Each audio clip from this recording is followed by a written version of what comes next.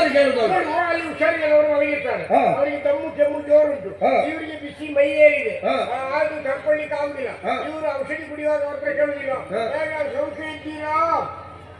ಈಗ ನಿಮಗೆ ಯಾವುದು ಗುಳಿಗೆಯ ಕಷಾಯವ? ಎರಡನ್ನು ಮಿಶ್ರಣ ಮಾಡಿ ಇಲ್ಲಿ ಕುಡಿಸ್ತೀನಿ ನಾನು. ಎಲ್ಲ ಸೌಖ್ಯಲ್ಲ? ಸೌಖ್ಯಲ್ಲ?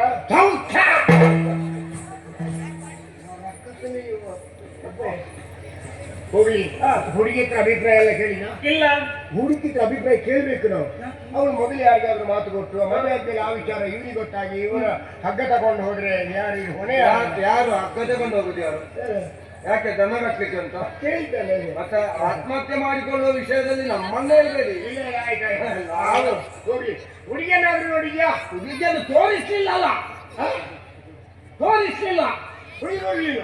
ಹುಡುಗಿ ಹೇಗಿದ್ದಾರೆ ಅಂತ ನಾನು ತೋರಿಸ್ರೆ ನೀನು ಅವಳನ್ನು ಮದುವೆ ಆಗ್ತೀಯಾ? ನೋಡುವ ಒಮ್ಮೆ ನಿಮ್ಮ ಕಲ್ಪನೆಯಲ್ಲಿ ಹೇಗಿದ್ದಾಳೆ ಅಂತ.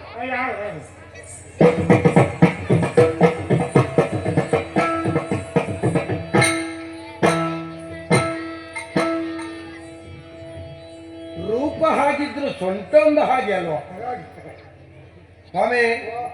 ಎರಡು ವಿಷಯ ಉಂಟು. ಒಂದು, ಹೆಣ್ಣಿನಲ್ಲಿ ಕಾಣಬೇಕಾದ್ದು ಹೊರಗಡೆ ಇರುವಂತಹ ದೇಹದ ಸೌಂದರ್ಯವನ್ನಲ್ಲ, ಒಳಗಡೆ ಇರುವಂತಹ ಮನಸ್ಸಿನ ಸೌಂದರ್ಯವನ್ನು, ಅಂತರಂಗದಲ್ಲಿರುವಂತಹ ಸೌಂದರ್ಯ. ಯಾಕೆ? ಒಂದು ವೇಳೆ ಆ ಹೆಣ್ಣನ್ನು ನಾನು ಪ್ರದರ್ಶನಕ್ಕೆ ಕೊಂಡು ಹೋಗುವುದಾದ್ರೆ ನನಗೆ ಸೌಂದರ್ಯ ಹೊರಗಡೆ ಇದ್ದು ಬೇಕಾಗ್ತದೆ. ನಾನು ಸಂಸಾರ ಮಾಡುವುದಕ್ಕೆ ಕೊಂಡೋಗುದು. ನನಗೆ ಅಂತರಂಗ ಚಂದ ಇದ್ರೆ ಸಾಕು. ಈಗ ಅವಳು ಚಂದ ಇದ್ದಾಳೆ ಅಥವಾ ಚಂದ ಇಲ್ಲ ಎನ್ನುವ ಪ್ರಶ್ನೆಯನ್ನು ಬಿಡೋಣ. ನಾಳೆ ನನ್ನನ್ನು ಮದುವೆ ಆದ್ಮೇಲೆ ಅವಳ ಸೌಂದರ್ಯಕ್ಕೆ ಏನಾದ್ರೂ ಹಾನಿ ಆಯಿತು, ಆಗ ನಾನು ಬದುಕಬೇಡ ಅವಳ ಜೊತೆ. ಆದ್ರಿಂದ ನಮಗೆ ಹೊರಗಡೆಯ ಸೌಂದರ್ಯ ಮುಖ್ಯ ಅಲ್ಲ. ಇನ್ನೊಂದು, ನಾವು ದಿತಿದೇವಿಯವರಿಗೆ ಮಾತು ಕೊಟ್ಟ ಹಾಗಿದೆ. ಒಮ್ಮೆ ಕೊಟ್ಟ ಮಾತು, ಆಡಿದ ನಾಲಿಗೆ, ಇದನ್ನು ತಪ್ಪುವುದಿಲ್ಲ. ನಾವು ರಾಕ್ಷಸರಾಗಿರ್ಬೋದು, ಆದ್ರೆ ಸಂಸ್ಕಾರ ಬಿಟ್ಟು ವ್ಯವಹಾರ ಇಲ್ಲ.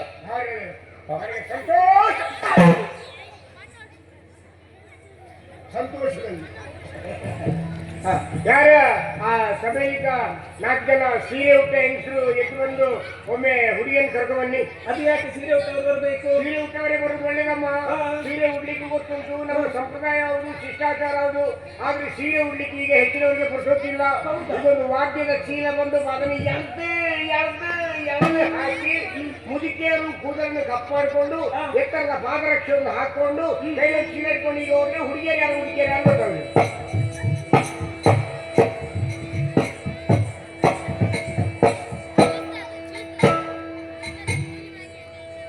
ನಿಮ್ಮ ಅನುಭವಕ್ಕೆ ಅಂದ್ರೆ ನಾನಂತವ್ರ ಇಲ್ಲಿ ಹೋಗಿದ್ದೇನೆ ನೋಡಿ ಅನುಭವ ಉಂಟಲ್ಲ. ಬೇಡ ಅದೆಲ್ಲ ರಗಳೆ ಬೇಡ. ಅವ್ರು ಎದ್ದು ಬರೋದು ತಗೊಂಡ್ರೆ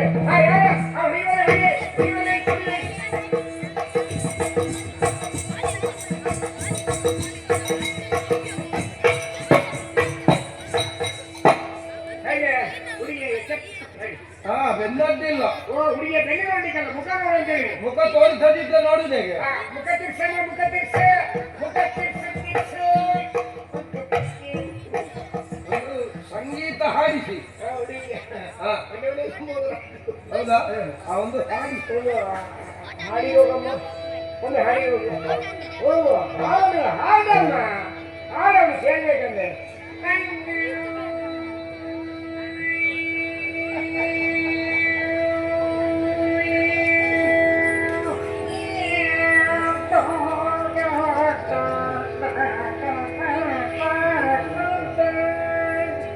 ಅವಳಿಗೆ ಸಂಗೀತ ಕಲಿಸಿದ್ದು ನೀವೇ?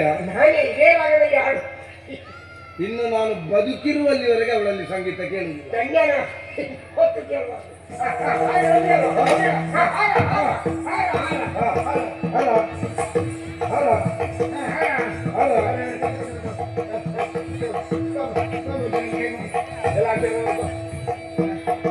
ಇದನ್ನೇನು ಮಾಡಬೇಕು?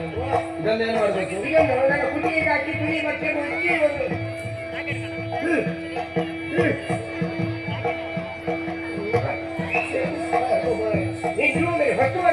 ಮತ್ತೆ ಅನುಭವಕ್ಕೊಮ್ಮೆ ಮದುವೆ ಆಗ್ಲಿಕ್ಕೆ ಅಂತ ಅವರಿಗೆ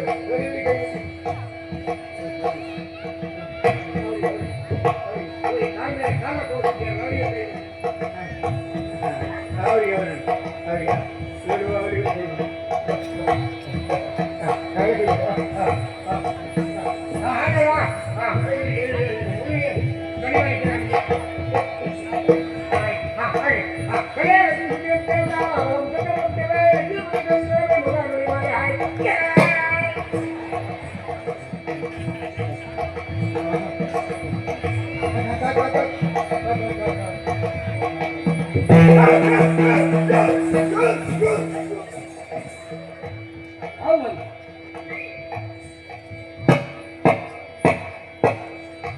ಅವಳು ನನ್ನ ಕಾಲ ಹಿಡಿದ್ಲು, ಅದು ಶಿಷ್ಟಾಚಾರ.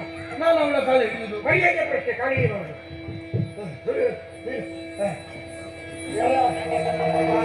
ಸಭೆ 4 ಜನ ಒಮ್ಮೆ ಈ ಕರಿಮಣಿ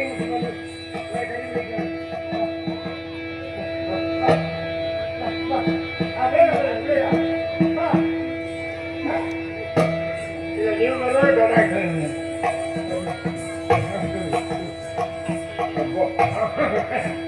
ಗಟ್ಟಿ ಕರಿಮಣಿ ಕರಿಮಣಿ ಗಟ್ಟಿ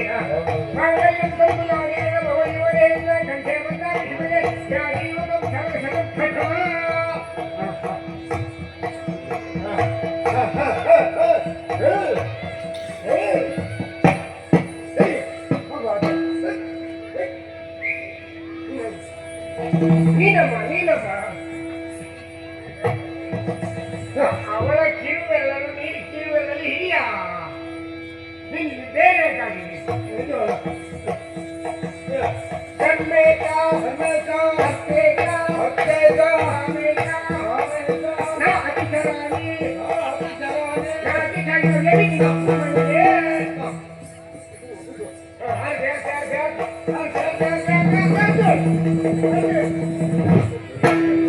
ಕಾಮಿನಿ ರಾಣಿಗೆ ಸೋಮ ಸುಂದರಗೆ ಆರತಿ ಬೆಳಗ್ಗೆ